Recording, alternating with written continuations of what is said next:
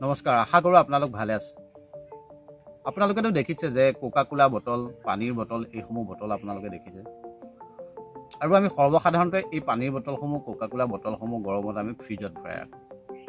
পানী একে, কোকা কোলাটো অলপ কালাৰ থাকে আৰু পানীয়ে যি পাত্ৰত থোৱা যায় সেই পাত্ৰৰে আকাৰ লয়। কিন্তু আপুনি কোকা কোলা বটলটো যেতিয়া ফ্ৰিজৰ পৰা উলিয়াই আনিব, তাক যদি অলপ লৰাই দিয়ে, সাঁফৰটো খুলি দিয়াৰ লগে লগে ফচকৈ ওলাই যাব।